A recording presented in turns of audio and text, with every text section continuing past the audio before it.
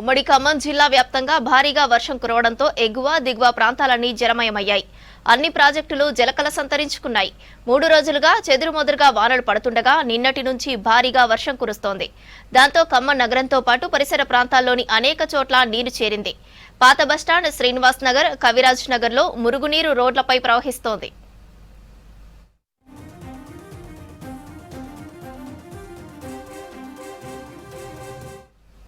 వర్షాలపై మరింత సమాచారం ఖదీర్ అందిస్తారు.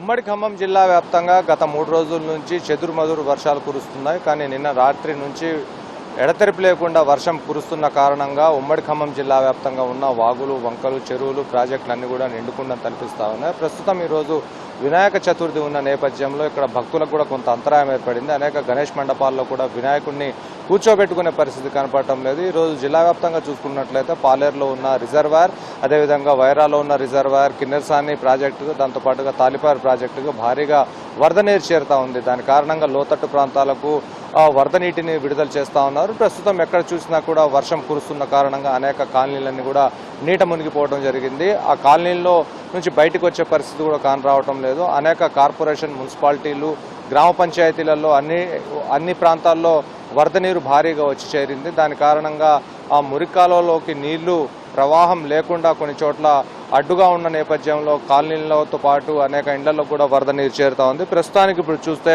ఆ మున్నేరు వద్ద భారీగా వరద అనేది పోటెత్తా ఉంది. దాని కారణంగా లోతట్టు ప్రాంతం అంతా కూడా జలమయం అయిపోవడం జరిగింది. ఖమ్మం నగరంలో కార్పొరేషన్ పరిధిలో ఉన్న 60 డివిజన్లలో దాదాపుగా 13 నుంచి 14 డివిజన్ల పరిధిలో ఉన్న కాలనీలన్నింటిలోకి వరద నీరు చేరింది. దాని కారణంగా స్థానికంగా ఉన్న ప్రజానికం రవాణా అంతా కూడా ఇబ్బందులు పడతా ఉన్న పరిస్థితి ఉంది. ఎవరు కూడా బయటికి రాలేని పరిస్థితి కనిపిస్తూ ఉంది. ఈరోజు సెలవు దినం కావడంతో అటు విద్యార్థులకు, అటు వాణిజ్య వ్యాపారాలకు కూడా ఈరోజు ఎటువంటి ఇబ్బందులు తలెత్తడం లేదు. ప్రస్తుతానికి చూస్తే వరద ఎక్కువగా వచ్చే ప్రాంతాలు ఏదైతే ఉన్నాయో ఆ ప్రాంతాలన్నింటి దగ్గర అధికారులను నియమించడం జరిగింది. ప్రస్తుతం ఎక్కడ కూడా ఇబ్బంది తలెత్తే పరిస్థితి కనిపించడం లేదు. మున్నేరుకు ఎగువన కురుస్తున్న వర్షం కారణంగా భారీగా వర్షం ఖమ్మంలో కూడా నమోదు కావడంతో మున్నేరుకు వరద అనేది పోటెత్తా ఉంది. దాని కారణంగా అటు హంసలాపురం కాలనీలు, అటు అల్లీపురం అన్ని ప్రాంతాల్లోకి వరద నీరు అనేది భారీగా చేరుతా ఉంది. ప్రస్తుతం ప్రకాష్ నగర్ కాలనీతో పాటుగా అనేక కవిరాజ్ నగర్ కాలనీ, అలాంటి కాలనీలన్నీ కూడా లకారం చుట్టుపక్కల ఉన్న కాలనీలన్నింటిలోకి వరద నీరు చేరుతా ఉంది. అయితే గత 2 సంవత్సరాల నుంచి చూసుకున్నట్లయితే ఎక్కువగా వరద రావటం కారణంగా అనేక కాలనీలు నీట మునిగిపోయాయి. అనేక ఇండ్లు కూడా జల దిగ్బంధంలో చిక్కోవడం జరిగింది. దాని అనుభవంలో ఉంచుకున్న అనేక మంది స్థానికులు వర్షం వచ్చిన కారణంగా ప్రతి ఒక్కళ్ళు బిక్కుబిక్కుమంటున్న పరిస్థితి ఉంది. అక్కడ ఏ సమయంలో వరద పోటెత్తుంది, ఎప్పుడు వర్షాలు భారీగా కురుస్తాయి, ఎప్పుడు ఇబ్బందులు తలెత్తే పరిస్థితులు ఉంటాయని చెప్పేసి ప్రతి ఒక్కళ్ళు అలర్ట్గానే ఉన్నారు. అధికారులు కూడా ప్రతిరోజు అటు వాతావరణ శాఖ హెచ్చరికలను ఎప్పటికప్పుడు ప్రజలకు అందజేస్తూ ఉన్నారు. దాని కారణంగా స్థానికంగా ఉన్న జిల్లా యంత్రాంగం అంతా కూడా సిద్ధంగా ఉంది. ఓవైపు జిల్లా కలెక్టర్ అనుదీప్ దురిశెట్టి, దాంతోపాటు అటు భద్రాద్రి కొత్తగూడెం జిల్లాలో ఉన్న జితేష్ పాటిల్ కలెక్టర్ ఇరువురు ఎక్కడైతే ఫ్లడ్స్ ఎక్కువగా ప్రభావం చూపిస్తారో దానిపైన ఎక్కువగా ఫోకస్ని పెట్టారు.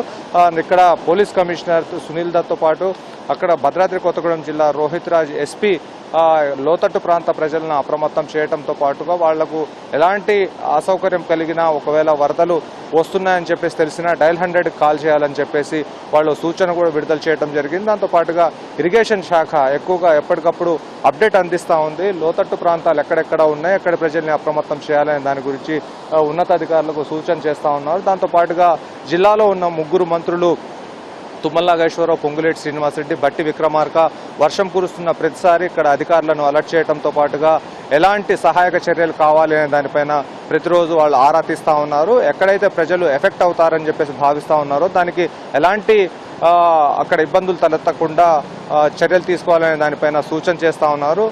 ఒకవేళ సిబ్బంది అవసరమైతే వివిధ మండలాల్లో పనిచేసే సిబ్బంది అందరినీ ఇక్కడికి తీసుకొచ్చి విధుల్లో ఉంచాలని చెప్పేసి ఆదేశాలు కూడా జారీ చేయడం జరిగింది. ప్రస్తుతానికి కొద్దిసేపు వర్షం ఆగుతుంది. దాని తర్వాత ఒక గంట తర్వాత మళ్ళీ కురవటం ప్రారంభిస్తూ ఉంది. తెల్లవారుజాము నుంచి అధికంగా వర్షపాతం అనేది నమోదు అయ్యి ప్రస్తుతానికి కూడా అదేవిధంగా కొనసాగుతున్న నేపథ్యంలో ఖమ్మం పాత బస్టాండ్తో పాటు అనేక ప్రధాన రహదారులు ఎక్కడైతే ఉన్నాయో ఆ రహదారులన్నీ కూడా జలమయం అవటం జరిగింది. దాని కారణంగా రవాణా కొంత స్తంభించిపోయింది. ఎక్కువగా ఆటోలు అదేవిధంగా కార్లు, టూ వీలర్స్కి ఎఫెక్ట్ అవుతుంది. అయితే బస్సులకు ఎలాంటి ఇక్కడ ఎఫెక్ట్ కనపడటం లేదు. ఇప్పటికే చూస్తే మున్నేరు వద్ద ఏదైతే కాలోడ్ బ్రిడ్జ్ ఉందో ఆ బ్రిడ్జ్ నుంచి రాకపోకలు స్తంభించిపోయాయి. అక్కడ నుంచి కేవలం కొత్త బ్రిడ్జ్ నిర్మాణం జరుగుతున్న నేపథ్యంలో పక్కనే ఉన్న పాత బ్రిడ్జ్ నుంచి కేవలం టూ వీలర్స్ మాత్రమే ఎలో చేస్తూ ఉన్నారు. ఏదైతే బైపాస్ రోడ్ ఉందో ఆ బైపాస్ రోడ్ నుంచి కార్లు, ఆటోలు, బస్సులు అన్ని కూడా, లారీలు అవన్నీ అటు నుంచి రవాణా చేస్తున్న పరిస్థితుంది. అయితే అక్కడ కొంత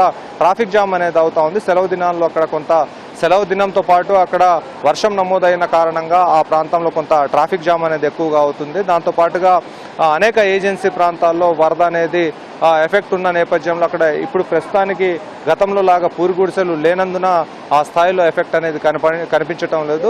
ఎక్కడైతే ఈ ఇందిరమ్మ కాలనీల నిర్మాణం జరుగుతుందో కాలనీల నిర్మాణం వద్ద కొంత అంతరాయం అనేది ఏర్పడతా ఉంది. కొన్ని పనులు ఆగుతున్న పరిస్థితి కనిపిస్తూ ఉంది.